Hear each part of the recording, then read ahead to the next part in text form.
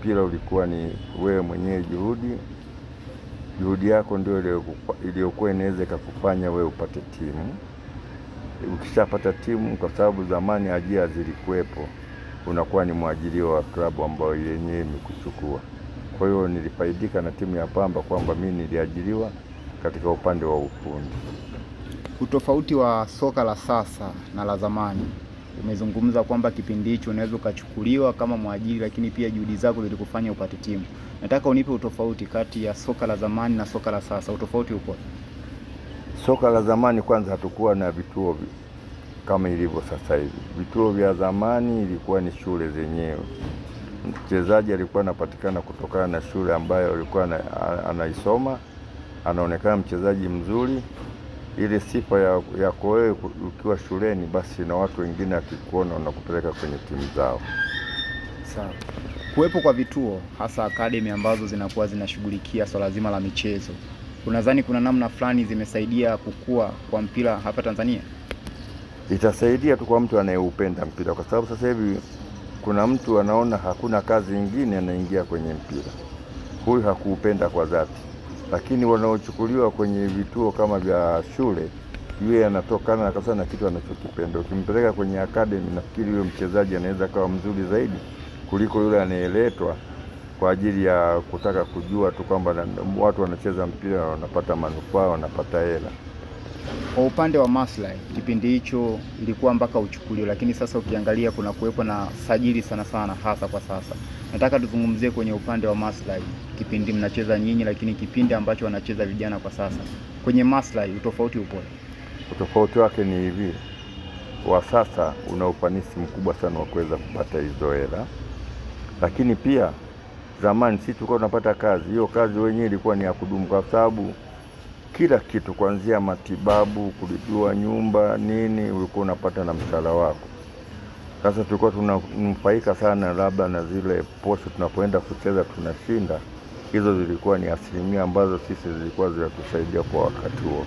Lakini kwa sasa hivi nafikiri usajili kwanza ndio unaweza kuwa na hela nyingi kuliko hata hizo mshahara unaweza kuzipata sasa hivi. Maana mshahara unaweza kuwa mdogo, lakini usajili ukapewa hela nyingi ambayo makubaliano yenu nyinyi. Kwa hiyo mimi naweza kusema mchezaji hawezi kuini miaka 10 kama ilivyokuwa sisi. Tunaweza kutoa tu mfano mdogo wakati wanacheza. Lunyamila amekaa miaka karibia 20 akiwa superstar, kwa sababu amechezea kwa sifa yake ile. Kacheza timu ya taifa, kacheza Mchangani, kacheza kila sehemu, lakini kiwango chake ni kile. Tofauti na sasa anacheza mwaka mmoja au miaka miwili, mwaka unaofuata unamuona katoka kwenye game. Sasa tunakuwa na utofauti. Tuzungumzie hapo, unadhani ni nini hasa ambacho pengine kinachangia vijana lakini pia wacheza mpira ambao wanacheza kwa sasa kuto kudumu hasa kwa muda mrefu kwenye karia? Mimi nachoona changamoto iliyoko pale, mpira kwanza una mambo mengi. Mapumziko ni kitu cha lazima sana kwenye mpira. Mapumziko na anasa kwenye mpira huwa haitakiwi. Ndio, huwezi kuiziba kabisa, lakini unatakiwa ujipangie. Na hakuna mtu anapoambiwa anakwenda mapumziko au anakwenda season anaenda kupumzika nyumbani. Anatakiwa afanye mazoezi yeye mwenyewe kulinda mwili wake na kulinda ile performance yake. Na ndivyo ilivyokuwepo zamani. Lakini sasa hivi mtu akimaliza huwa anakwenda anapumzika kabisa, sijui lakini ninavyoona ndivyo inapokuwa. Alafu magrupu yamekuwa mengi sana. Magrupu hayo ya kuweza mtu ya kwenda kulewa, kufanya, tunaona. Na hayo sasa ndio yanayosababisha hata mpira wenyewe usiende mbali. Sawa, nitamani kidogo tugusie. Saizi tuna mpira wa wanawake. Kipindi hicho naamini nyinyi wakati mnacheza ukuwepo. Ujio wa ligi hasa ya wanawake, unadhani unasaidiaje hasa kuzidi kukuza ili soka letu hapa Tanzania? Ni nzuri kwa sababu wanawake tunashindana tu jinsia, lakini hamu au mapenzi na wenyewe wanapenda kucheza. Kama wanapenda kucheza, natakiwa na wenyewe tuwaendeleze. Labda wao wanaweza kuwa ni wazuri zaidi kuliko sisi wanaume, lakini naamini kabisa kama wataendelezwa, nafikiri wao wanaweza akatukomboa.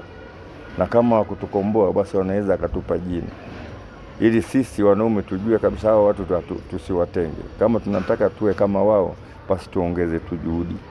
Sawa. Katika uchezaji wako wa mpira, unadhani ni tukio gani ambalo unalikumbuka kwenye karia yako wa mpira? Ni tukio gani ambalo unalikumbuka mpaka sasa?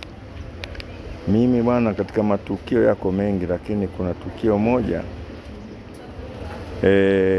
ilikuwa ni kuchukua kikombe Mbeya, timu ya mkoa wa Mwanza. Wakati kulikuwa na Taifa Cup, tulienda kuchukulia mpira, tulienda kuchukulia hicho kikombe Mbeya.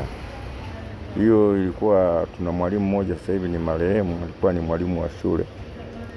Huyo mwalimu ilikuwa inafikia sehemu fulani wananiamini mimi mwenyewe, wananiambia sasa bwana, watu wote wameshindwa, sasa tumia ujuzi wako wewe unachoweza kukitumia ili tupate ushindi. Na kweli nilifanya kama vile mwalimu alivyoniambia.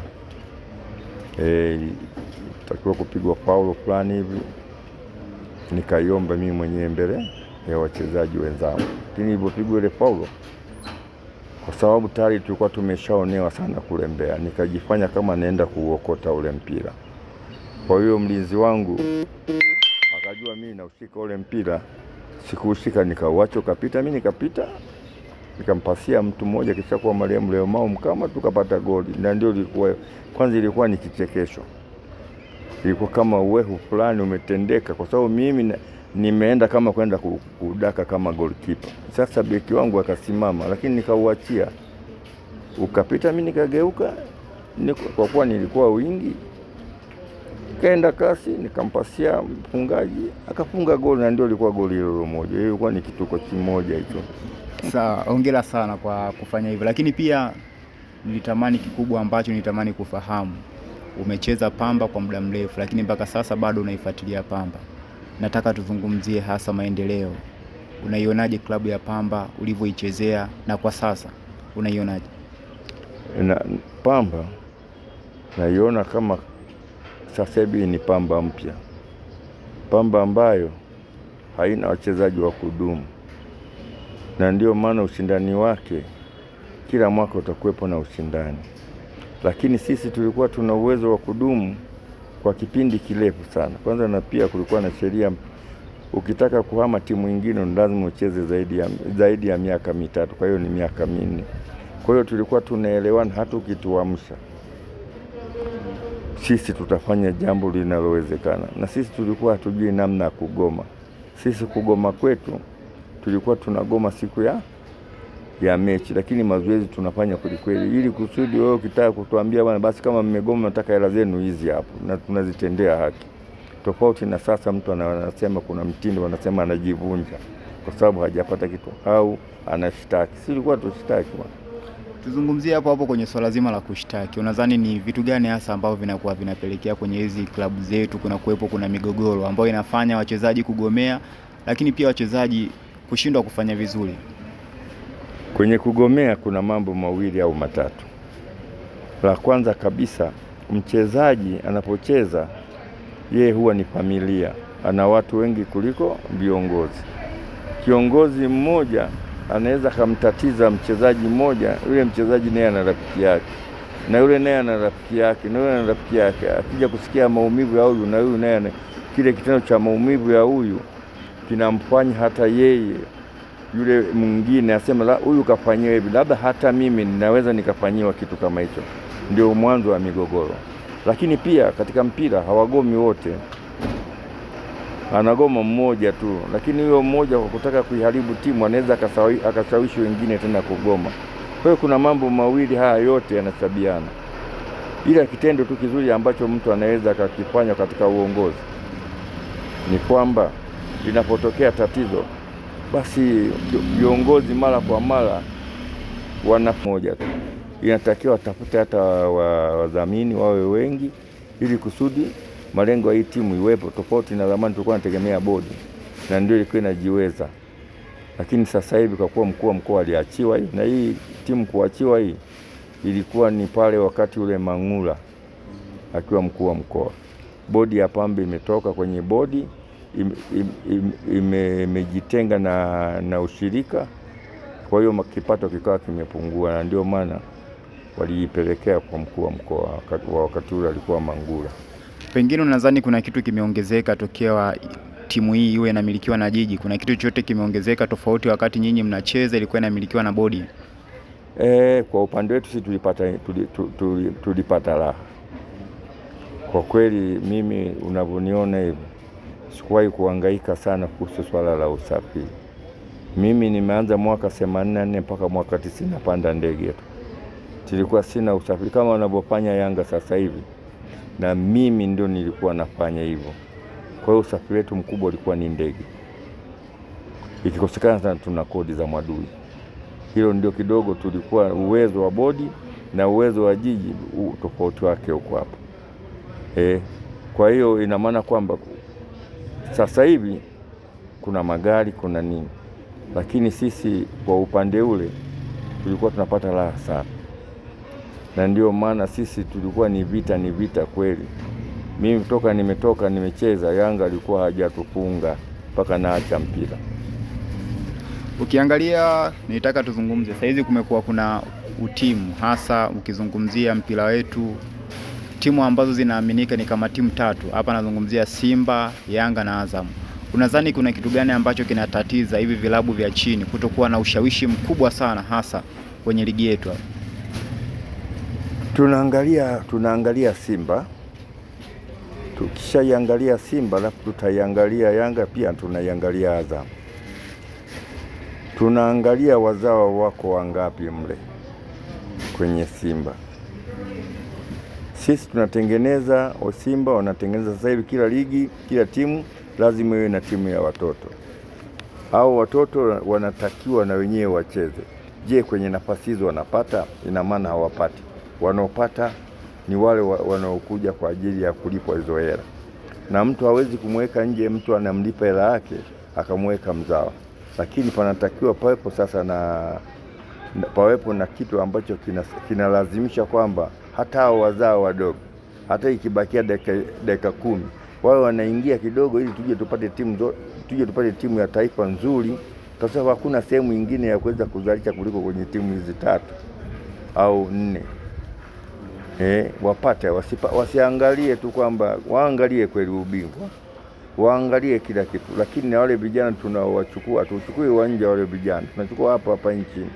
Kwa kuwa kama tunachukua hapa nchini, kwa nini tusiwape hata kwenye dakika 10, 15, hata mmoja hata wawili, akute na yeye anajifunza akiwa na hao watu wa nje. Hilo ndio mimi labda kwa ushauri huo. Sawa. Kwa kuhitimisha, lipi neno lako, lakini yapi maoni yako hasa kuhusiana na ukuaji wa soka letu hapa Tanzania? Ukuaji wa soka hapa Tanzania ni mkubwa, lakini panatakiwa paboreshwe. Tusiangalie tu sehemu moja ya timu 3 au 4, tuangalie na sehemu iwepo ligi, na hiyo ligi rudi kama ya kwetu sisi ya muungano. Wazanzibari watoke kama ni 4 na Tanzania watoke ni 4. Bado atakuwepo wa Tanzania, lakini awepo tena mmoja katika zile timu 4 wa muungano, ili awakilishe kama Tanzania. Tulikuwa tunacheza kwa njia hiyo, tulikuwa tuna wachezaji wazuri. Sawa, mimi nikushukuru sana. Asante sana.